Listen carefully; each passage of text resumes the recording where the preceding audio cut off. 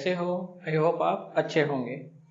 तो आज के हमारे सेशन में फिर से है 3 क्वेश्चन हैं। एक्चुअली में ये हमारे जो व्यूअर्स हैं जो मेरे चैनल को सब्सक्राइब किए हुए उनमें से एक स्टूडेंट है महेश्वरी, उसी ने 3 क्वेश्चन पूछे थे मुझे लास्ट टाइम, तो उसी के सॉल्यूशंस हैं।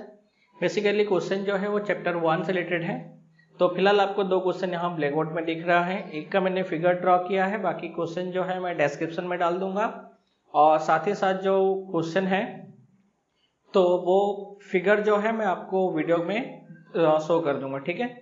तो फर्स्ट क्वेश्चन से स्टार्ट करते हैं, लेकिन उसके पहले एक इंपॉर्टेंट, आप वीडियो को लाइक शेयर और सब्सक्राइब जरूर करना। ओके तो पहला क्वेश्चन है, a simple pendulum is suspended in a uniform electric field vector E as shown in the figure. ये फिगर है, फिगर में हमें शो कर रहा है कि एक यूनिफॉर्म इलेक्ट्रिक फील्ड के अंदर क्या है, एक पेंडुलम है जिसको लटकाया गया है। क्वेश्चन बेसिकली हिंदी में था, मैंने इंग्लिश में ट्रांसलेट करने की कोशिश किया हुआ, ठीक है। So what will be it's period if its length is L and charge on the bob of pendulum is Q and mass is M। तो हमें फाइंड क्या करना है, हमें फाइंड करना है प्रेडिक्ट टाइम फाइंड करना है, यानी आवर्तकाल निकालना है इस कंडीशन में, ठीक है। तो क्वेश्चन जो है बेसिकली ये ओल्ड टेक्स्ट बुक है गुजरात बोर्ड के स्टेट बोर्ड का, उसमें से है। बाकी जो ये क्वेश्चन है ये IIT में पूछा गया क्वेश्चन है और ये थर्ड भी वही क्वेश्चन है, ठीक है। थर्ड बहुत ही अच्छा क्वेश्चन है और बहुत जगह इसको पूछा गया है। ओके तो फर्स्ट क्वेश्चन में हम देख रहे हैं, फर्स्ट में हमें कह रहा है, पहले थोड़ा सा हम फिगर समझ लेते हैं क्योंकि इसके बाद मैं फिगर को हटा दूंगा। हमें कह रहा है कि एक सरफेस से, एक सतह से एक पेंडुलम लटक रहा है, ठीक है। अब ये जो है एक यूनिफॉर्म इलेक्ट्रिक फील्ड के अंदर है, जहां हमें कह रहा है कि इलेक्ट्रिक फील्ड जो है वो बॉब के साथ थीटा एंगल बना रहा है। ओके अगर मैं FBD का यूज करूंगा तो इस कंडीशन में फोर्स कैसे अप्लाई हो रहा है, तो ये हो गया एक फोर्स डाउनवर्ड डायरेक्शन में, ठीक है, mg। एक फोर्स ये डायरेक्शन में है EQ। अगर इलेक्ट्रिक फील्ड और इसके बीच का एंगल अगर थीटा होगा तो मुझे ये एंगल अगर थीटा है तो ये एंगल क्या मिलेगा, तो ये एंगल मुझे मिलेगा 180 माइनस थीटा, है ना। बहुत सिंपल और क्लियर है। अगर ये थीटा है तो ये हो गया लीनियर पेयर ऑफ एंगल हो गया, है ना, रेखिक कोण हो गया। अगर एक रेखा पर आए हुए कोण है तो अगर ये अगर थीटा होगा, अगर लीनियर पेयर एंगल है, अगर ये थीटा है तो ये कितना होगा 180 माइनस थीटा। अब आते हैं हम वेक्टर में, ठीक है ना, इसको क्लियरली हम समझते हैं वेक्टर में। अब जो है वो आपको इतना समझ में आ गया, अब उसको हम वेक्टर में समझते हैं।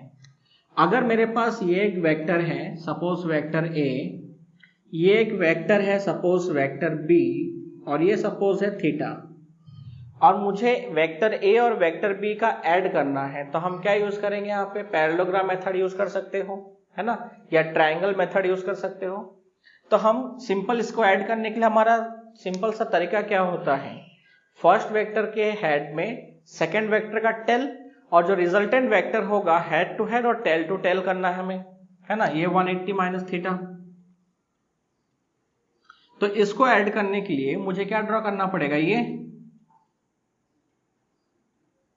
और एंगल कितना होगा 180 माइनस थीटा, और ये हो गया हमारा वेक्टर B और ये हो जाएगा हमारा रिजल्टेंट वेक्टर R, और resultant vector R is equal to vector A plus vector B, है ना। तो हमें ये हमें यूज करना है, तो बहुत सिंपल सा है, ठीक है। चलो स्टार्ट करते हैं। आपको समझ में आ गया, फिगर ड्रॉ किया हुआ, ये फिगर समझ में आ गया होगा। अगर आपको फिगर ये साइन के साथ ड्रॉ करना है, ये फिगर आपको समझना है तो वीडियो को पॉज करके आप ड्रॉ कर सकते हो। ओके तो अब देखते हैं क्या है। तो सबसे पहले प्रेडिक्ट टाइम क्या होगा, predict time T is equal to 2 pi under root L by G। तो इसको हम ले लेते हैं G डैश, इक्वेशन नंबर 1, ठीक है। तो हमें चाहिए सिर्फ G dash. So now from the figure the resultant force क्या होगा, vector F is equal to mg plus vector EQ, है ना। अभी मैंने आपको फिगर में ड्रॉ करके बताया कि एक है ए तो एक वेक्टर बी है, तो vector R is equal to vector A plus vector B. तो मुझे क्या मिलेगा, mod of vector F is equal to क्या हो जाएगा, ये हो जाएगा under root A square plus B square plus 2ab cos theta means cos 180 minus theta. तो इसको मैं इस साइड लाऊंगा तो क्या मिलेगा, F square, okay, M square G square plus E square Q square minus 180 minus theta is equal to minus cos theta, so minus 2mg E Q cos theta. ठीक है, एफ इज इक्वल टू क्या है, resultant force, तो resultant force हो गया M G dash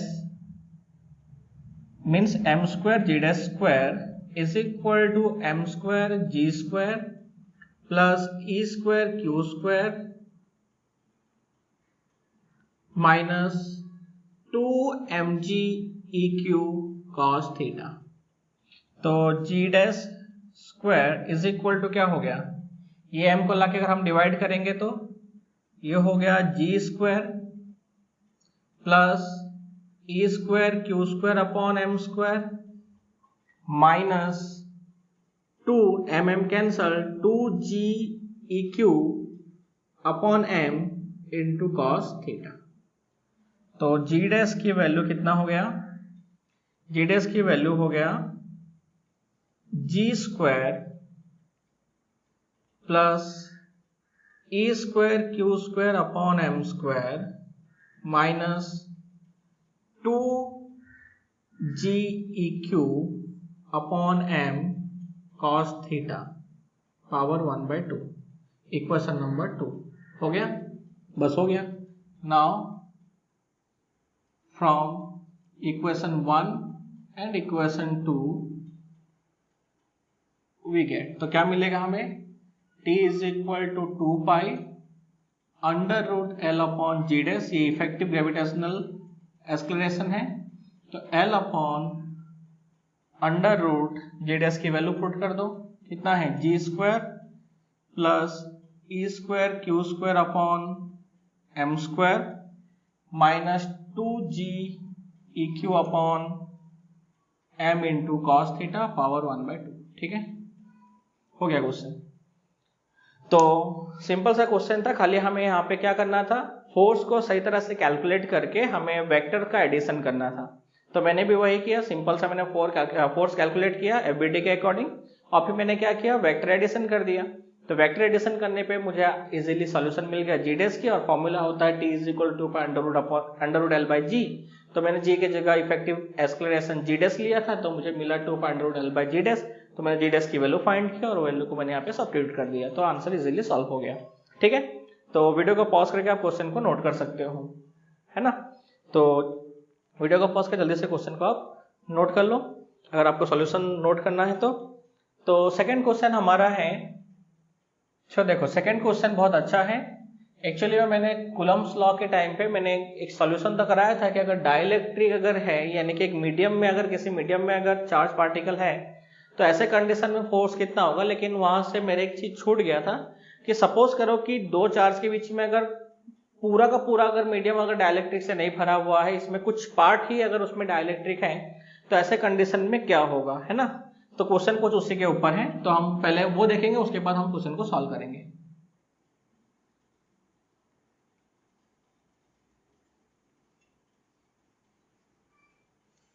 तो video को जल्दी से आप पॉज करके क्वेश्चन को नोट कर लो, है ना। तो तब तक हम सेकंड क्वेश्चन देखते हैं। चलो ओके, तो देखो सेकंड क्वेश्चन हमें कह रहा है कि 2 point charges place at the distance of 0.2 meter in air repel each other with certain force, so when a distance dielectric slab of thickness. तो इसको हम बाद में देखते हैं, सबसे पहले देखो therefore when 2 point charge particles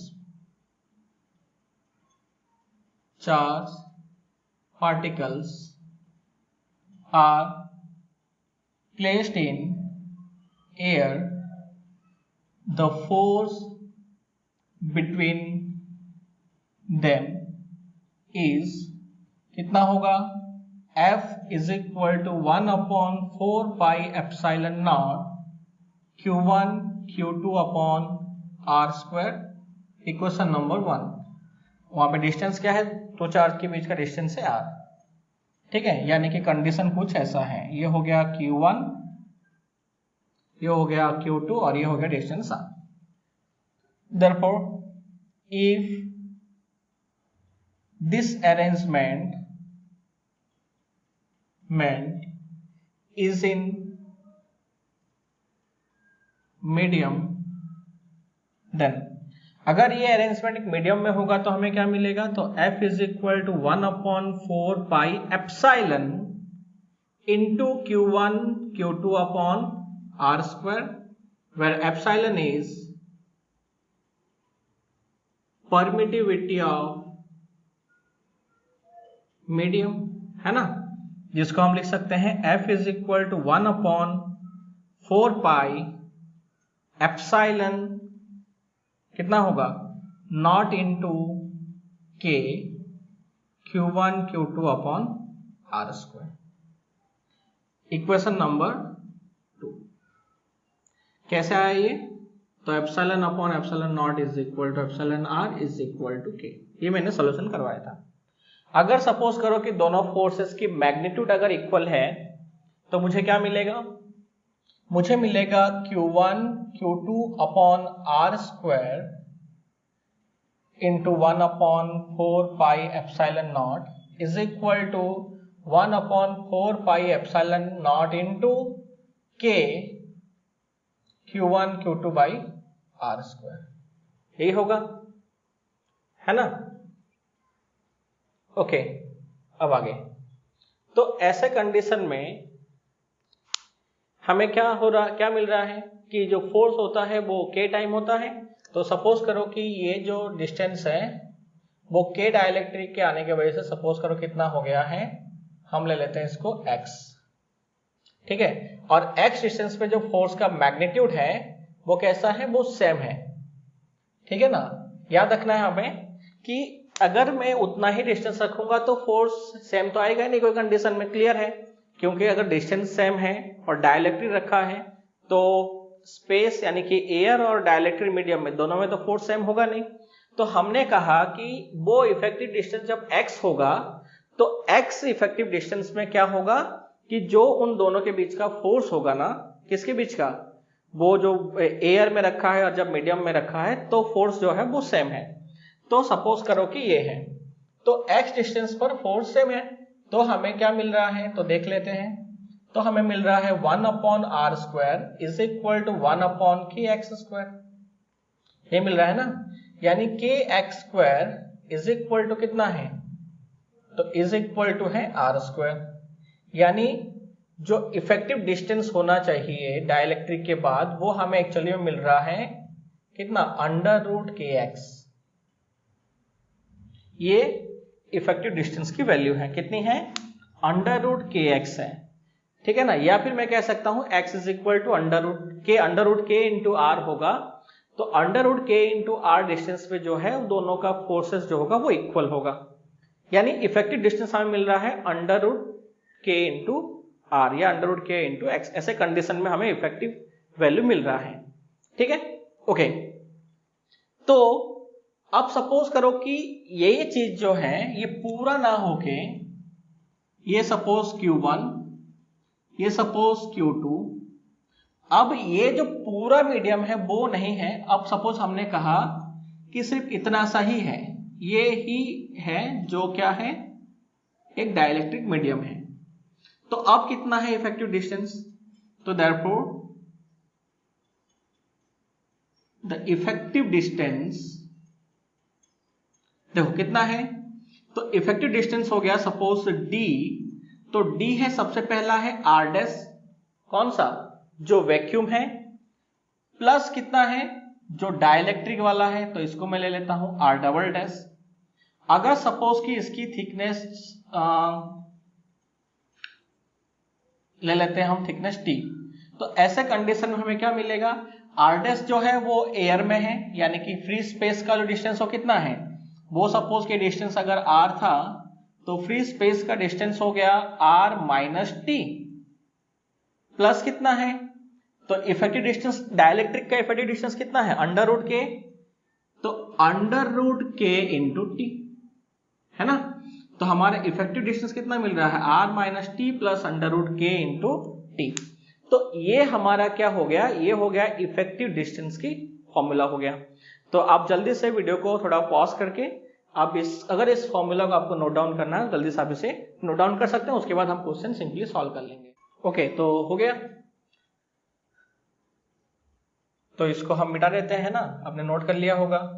तो हमें इफेक्टिव डिस्टेंस का फॉर्मूला क्या मिला कि d is equal to r minus T plus under root K T, ठीक है। तो अब हम देखते हैं जो क्वेश्चन में हमें कह रहा है कि 2 point charges place at a distance of 0.2 meter in air repel each other with certain force.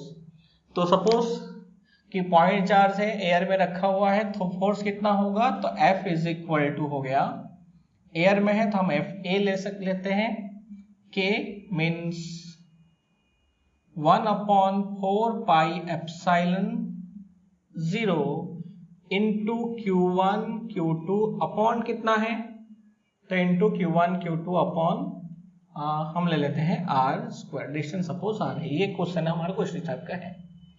ये हो गया हमारा इक्वेशन नंबर 1। नाउ अब क्या कह रहा है, कह रहा है when a dielectric slab of thickness 0.08 meter and dielectric constant k is introduced between them. Now when a dielectric slab is placed between the charges, the force will be कितना होगा, तो सपोज कि F मीडियम में है तो हमने लिख दिया है 1/4 pi epsilon 0 into into Q1 Q2 by कितना है, तो वो हो गया d², epsilon 0 k into d²। ठीक है, आपको ये समझ में आ गया, इतना क्लियर हो गया। ओके, तो अब हमें क्या कह रहा है, तो अब हमें कह रहा है कि ये जो फोर्स है ना, ये फोर्स, सॉरी इस फोर्स पे तो इक्वल है, ये जो फोर्स है हमें कह रहा है कि वो इनिशियल का हाफ है। So now according to the question question क्या दिया है, कह रहा है कि जो फोर्स है तो कह रहा है the force of interaction between half of its previous value, तो इनिशियल का कितना है, हाफ है, इज इक्वल टू कितना है, तो इज इक्वल टू है 1/4 pi epsilon not Q1 Q2 upon d²। तो इसकी वैल्यू कितनी है, तो ये हो गया 1/4 pi epsilon not Q1 Q2 upon 2 into r² is equal to 1/4 pi epsilon not Q1 Q2 upon d²। Q1 Q2 cancel, 4 pi epsilon cancel, तो हमें आंसर क्या मिला, तो हमें आंसर मिल रहा है 1/2r² is equal to 1/d²। So therefore d² is equal to 2r², है ना। तो d is equal to √2r। तो सॉल्यूशन करते हैं तो क्या मिलेगा, d की वैल्यू क्या है, formula r minus T plus √kt, यही है, is equal to √2 1.41 into r। तो हमें क्या मिल जाएगा, तो हमें √k की वैल्यू फाइंड करनी, k की वैल्यू फाइंड करनी है। तो r कितना है, तो डिस्टेंस हमारे पास है, तो r हमारे पास है 0.2, थिकनेस है 0.08 प्लस अंडर रूट के, थिकनेस है 0.08 इज इक्वल टू 1.41 इंटू 0.2। तो इन सबको सॉल्यूशन करेंगे तो हमें क्या मिलेगा, 0.12 प्लस 0.08 इंटू रूट के इज इक्वल टू 0.2 यानी कि 1.41 इंटू 0.2 रखते हैं। तो अंडर रूट के की जो वैल्यू आएगी वो हो गया 1.41 into 0.02 minus 0.12 divide by 0.08। So k is equal to ये जो भी आएगा उसका स्क्वायर। तो आप इसको कैलकुलेट करके यहाँ पे वैल्यू फाइंड कर सकते हो। ठीक है, तो सिंपल था क्वेश्चन। खाली हमें याद रखना है कि अगर सपोज कि पूरा मीडियम अगर डाइलेक्ट्रिक नहीं है, यानी कि टू चार्ज के बीच का पूरा जो मीडियम है वो डाइलेक्ट्रिक नहीं है, तो ऐसे कंडीशन में क्या होगा, तो हमें इफेक्टिव डिस्टेंस याद रखना है r minus T plus under root K into T. बाकी मैंने डिराइव कराया तो आपको समझ में आ ही गया होगा, है ना। तो अगर आपको डाउट है तो आप मुझे वापस से कमेंट सेक्शन में बता सकते हो कि सर ये फिर से एक बार आप रिवाइज कराओ। ओके, हम चलते हैं थर्ड क्वेश्चन की तरफ। तब तक आप वीडियो को पॉज करके नोट कर सकते हो। तो थोड़ा जल्दी से आप वीडियो को पॉज करके नोट कर लो। हम क्वेश्चन नंबर 3 देखते हैं। ठीक है, ये सारे क्वेश्चन माहेश्वरी का था। तो आपको भी अगर कोई क्वेश्चन पूछना है, आपको भी कोई क्वेश्चन है, डाउट है, उसका सॉल्यूशन चाहिए, आप उसका वीडियो चाहते हो, तो मुझे कमेंट सेक्शन में बताओ। कमेंट में बताओ या फिर तो मुझे इंस्टाग्राम में जाके मैसेज भी कर सकते हो, या फिर मेरे व्हाट्सएप में आप उसके स्क्रीनशॉट लेके भेज सकते हो कि उस क्वेश्चन का सॉल्यूशन किस तरह से होगा। तो मैं अपने तरीके से इतना होगा उतना सिंपल तरीके से मैं आपको सॉल्व कराने की कोशिश करूंगा। ठीक है, ओके, तो आप वीडियो को पॉज करके पूरा आंसर नोट कर सकते हो।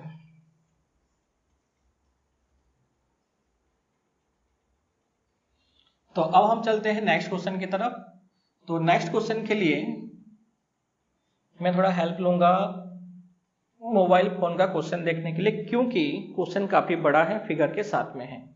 फिगर मैं आपको यहाँ पे नीचे दे रहा हूँ, अभी आए स्क्रॉल हो रहा साइड में। क्वेश्चन के लिए मैं यूज कर रहा हूँ मोबाइल फोन। ठीक है, ओके, तो हम देखते हैं नेक्स्ट क्वेश्चन। क्वेश्चन हमें कह रहा है कि as shown in the figure an arrangement of 3 charged particle। Figure में आप देख सकते हैं 3 चार्ज का पार्टिकल है। यहाँ पे भी A, B और C 3 चार्ज पार्टिकल हैं। हमें कह रहा है कि इन 3 चार्ज पार्टिकल में A, B और कह रहा है कि distance between them is D। कह रहा है कि चार्ज पार्टिकल है और सेपरेटेड बाय डिस्टेंस D। अब इनके बीच का डिस्टेंस आप देख सकते हो कितना है, D है। A, B और B, C के बीच का डिस्टेंस D है। Particle A and C are fix on the axis, x axis. Particle A और C जो है वो एक्स एक्सिस पर कैसा है, फिक्स है। उन दोनों के डिस्टेंस में आप पोजीशन में कोई चेंज नहीं हो रहा है। ठीक है, but particle B can be moved along a particle centred on the particle A। अब B को जो है वो A के साथ में क्या किया जा रहा है, मूव कर, जैसे आप यहाँ पे देख रहे हैं, वो उसको हम मूव करा सकते हैं। ऐसे मूव कर रहा है B, एक में है। During movement radial line between A and B makes an angle theta relative to the positive direction of x axis। क्या करता है, ये जो है मूव करते समय x एक्सिस के साथ पॉजिटिव डायरेक्शन में, यानी कि जैसे फिगर में है ऐसा हमें क्या कर रहा है, थीटा एंगल बना रहा है। तो हमें कह रहा है कि an angle theta relative to the x direction. The curve in the figure C give, figure C जो है मैं आपको यहाँ पे आप देख रहे होंगे साइड में, यहाँ पे कर्व जो है in figure C for two situation the magnitude of the net force of the net electrostatic force on the particle A due to the other particles. तो हमें जो ग्राफ यहाँ पे शो कर रहा है, जो कर्व ग्राफ है, जो आलेख दिखा रहा है, वो हमें कह रहा है कि A के ऊपर यानी इस पर इन दोनों पार्टिकल से लगने वाला फोर्स है। ठीक है, तो हमें कह रहा है the net force is given as the function of theta and as a multiple of the basic amount of F not. और हमें कह रहा है कि उसका जो वैल्यू है वो एफ नॉट के कांस्टेंट में दिया हुआ है, एफ नॉट के, यानी कि प्रारंभिक बल जो है वो F0 है, उसके आधार पर दिया हुआ है। तो हमें कह रहा है ऑन कर्व 1, पहला कर्व देख रहा है आपको 2 है, एक डार्क लाइन जो है वो कर्व 1 है और जो डॉटेड लाइन है वो कर्व 2 है। तो हमें कह रहे हैं कि theta is equal to 180 degree, for example curve 1 at theta is equal to 180 degrees, we see that F net is equal to f0। ठीक है, जब 180 होता है तो हमें कह रहा है कि कितना मिलता है, तो वो हमें मिलता है 2f0 मिलता है, यानी कि प्रारंभिक बल का 2 गुना। तो पहला क्वेश्चन है for the situation corresponding to curve 1, पहला जो डार्क कर्व है उसके अकॉर्डिंग, what is the ratio of the charges of particle C to that particle B। ठीक है, इंक्लूडिंग साइन। तो हमें पहला क्वेश्चन जो कह रहा है हम उसके बेसिस पे इसको पहले सॉल्व करते हैं। देखो फिगर को हम लेते हैं, सपोज कि ये हो गया हमारा A, ये हो गया B और ये हो गया C। अब ये सपोज Q, Q और ये Q, चार्ज सेम है, सेम हो सकता है अलग हो सकता है, उससे नहीं फर्क पड़ता है। सपोज हम इसको ले रहे हैं QA, QB और ये QC है। तो हमें साइन नहीं पता, हम इसको फाइंड करते हैं। कर्व आपको दिख रहा होगा, कर्व में फर्स्ट कर्व में इनिशियल जब थीटा इज इक्वल टू 0 था, यानी ये कंडीशन में नेट फोर्स कितना है, नेट फोर्स कर्व 1 में हमें सीधा सीधा दिखा रहा है कि F नेट फोर्स कितना है, 0 है। अगर नेट फोर्स 0 है तो अब आओ वापस चैप्टर नंबर 1 के हमने कुछ इनिशियल सॉल्यूशंस किए थे, जिसके अकॉर्डिंग क्या है कि अगर इसके ऊपर नेट फोर्स 0 है तो कैसा होगा। तो मैंने आपको क्लियरली बताया था 3 चार्ज के अरेंजमेंट में सिस्टम में कि अगर सपोज ये प्लस क्यू है, ये अगर प्लस क्यू है और ये अगर प्लस क्यू है, तो क्या करेगा, इस क्यू के ऊपर यानी कि A जो है वो प्लस है, B भी प्लस है और C भी प्लस है, तो कैसा होगा, B भी इसको रिपल कर रहा है, C भी इसको रिपल कर रहा है, हमें एक के कंपेयर फाइंड करना है फोर्स। जब B और C दोनों ही रिपल कर रहे हैं तो यहां पे तो नेट फोर्स 0 होगा नहीं, है ना, क्लियर है। इसका मतलब है अगर एक उसको रिपल कर रहा है तो ऑब्वियसली एक उसको क्या करेगा, अट्रैक्ट करेगा, कोई भी एक। अब कैसा होगा, ये उसको रिपल करेगा, ये उसको अट्रैक्ट करेगा, या फिर तो ये इसको रिपल करेगा, ये इसको अट्रैक्ट करेगा, क्योंकि हमें इसकी मैग्नीट्यूड तो दिया नहीं है कौन ज्यादा है कौन कम है, लेकिन एक उसको रिपल करेगा तो एक अट्रैक्ट करना जरूरी है इस सिचुएशन में। यानी हमें क्या मिलेगा, एफ नेट, ये हम फर्स्ट क्वेश्चन देख रहे हैं, F net is equal to F A B plus F कितना है, ए सी। तो ये एक नेट फोर्स 0 है, तो हमें क्या मिलेगा, तो हमें मिलेगा के Q1 Q2 अपॉन कितना है डिस्टेंस D, तो Q1 Q2 यानी QA QB upon D square plus, okay एक अट्रैक्शन एक रिपल है, तो पॉजिटिव इसको रिपल करेगा तो नेगेटिव उसको अट्रैक्ट करेगा, है ना। तो K तो ऑब्वियसली इक्वल टू होगा, तो इज इक्वल टू 0 है, तो हम ले लेते हैं कैसे, सॉरी, तो हम ले लेते हैं 0 is equal to F A B plus F A C. So answer हो गया F A B is equal to F A C. क्यों, क्योंकि एक अट्रैक्शन है तो एक रिपल्सन है, ठीक है ना। तो हमें क्या मिलेगा, K Q A Q B upon D square is equal to K Q A Q C. अब ये डिस्टेंस कितना होगा, 2D होल स्क्वायर, तो क्यू ए के कैंसल, तो हमें मिला Q B upon Q C is equal to D square upon 2D square, तो Q B upon Q C is equal to D square upon 4D square. तो answer हमें क्या मिल रहा है, तो हमें आंसर मिल रहा है Q B upon Q C is equal to 1/4, लेकिन एक नेगेटिव एक पॉजिटिव है तो हमें रेशियो मिलेगा -1/4, क्योंकि चार्ज एक प्लस में एक माइनस में और हमें चार्ज का रेशियो पूछा है तो ऑब्वियसली -1/4 ही आएगा, ठीक है। अब सेकंड हम देखते हैं, सेकंड में हमें क्या कह रहा है, सेकंड पार्ट में हमें कह रहा है कि for the situation corresponding to curve B, तो हमें सेकंड कर्व के अकॉर्डिंग हमें कह रहा है कि सिचुएशन बताओ, ठीक है। आपको सेकंड कर्व में दिख रहा होगा कि जब थीटा इज इक्वल टू 0 था तब फोर्स कितना है, तब फोर्स हमें दिख रहा है फिगर में 4 लाइन से, यानी कि 100 को 1 को डिवाइड किया हुआ है 4 पार्ट में, तो आंसर हो गया 0.25 0.25 0.25 0.25 और एक लाइन ऊपर यानी कि 1.25 है इनिशियली, जब थीटा इज इक्वल टू 0 था तो कितना है 0.25, ठीक है, यानी फोर्स मैक्सिमम है।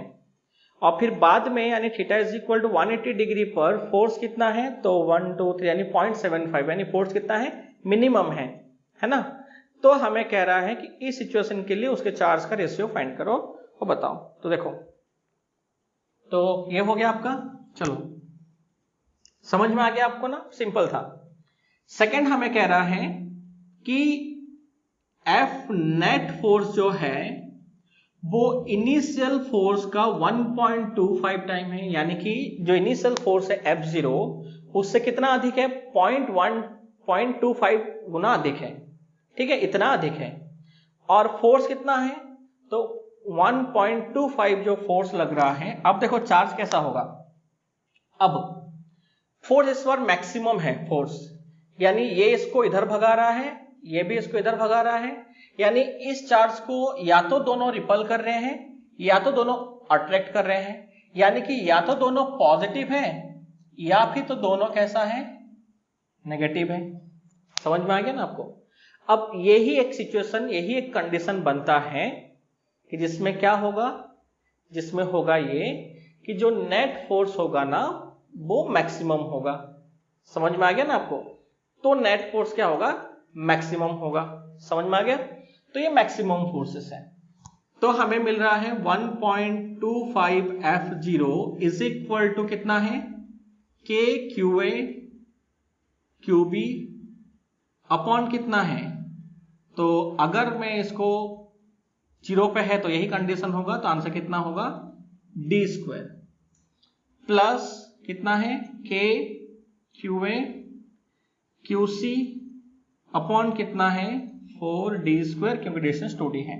अब देखो अब क्या हुआ, अब ये जो चार्ज है इसको यहां से उठा के यहां ले आए, है ना। अब इस चार्ज को यहां से उठा के यहां पे ले आए, ये हो गया QB और ये एंगल हो गया कितना, ये हो गया 180 डिग्री। याद रखना है डिस्टेंस में कोई चेंज नहीं हुआ है, ठीक है। ये इक्वेशन नंबर हमारा 1। तो हमें कह रहा है जो फोर्स है फिगर के अकॉर्डिंग आपको दिख रहा होगा कितना है, तो वो इनिशियल का 0.75 F0 है। तो आंसर क्या होगा, अब देखो कैसा है, तो याद रखना है एक फोर्स इधर कर रहा है, एक फोर्स का डायरेक्शन ये है तो एक फोर्स का डायरेक्शन ये है, यानी दो अपोजिट फोर्सेस है ना। अगर सपोज कि ये फोर्स नेगेटिव है K QA QB upon d² plus K QA QC upon 4d², तो एक फोर्स नेगेटिव और एक फोर्स कैसा मिल रहा है हमें, पॉजिटिव मिल रहा है। अगर दोनों को मैं ऐड करूंगा तो मुझे क्या मिलेगा, इक्वेशन नंबर ये हो गया 2। तो मुझे आंसर मिल रहा है 2F0 इज इक्वल टू, अब देखो ये दोनों तो कैंसल है ना, ये दोनों क्या हो गया कैंसल। अब ये कितना बचा, तो बच गया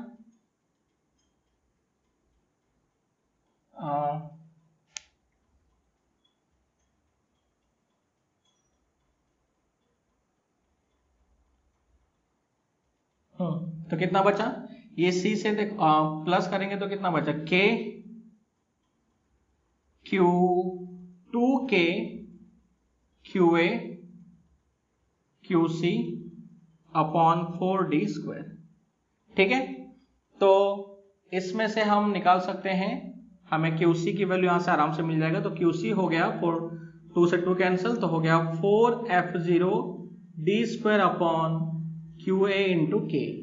इसको इक्वेशन हम ले लेते हैं 3, ठीक। Equation number 3।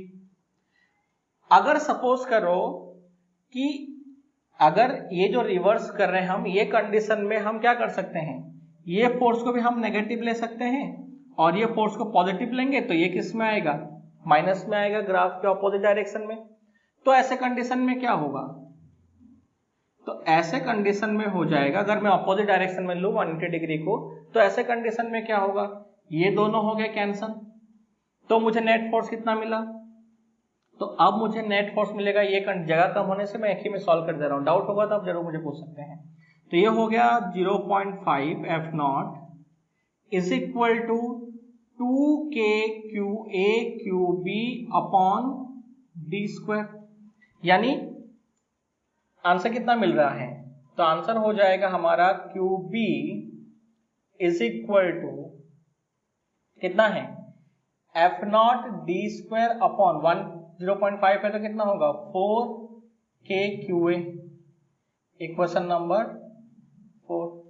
अब अगर मैं QB अपॉन QC करता हूं तो आंसर क्या मिलेगा, तो आंसर मिलेगा F not D square upon 4K QA multiplied by K QA upon 4FD square, 4FD square 4FD से QA कैंसिल, तो हमें क्या मिला answer, so that simplifies QB upon QC is equal to 1 upon 16 और यहाँ पे sign होगा positive, तो ये हो गया B/C का रेशियो, ये भी हो गया B/C का रेशियो।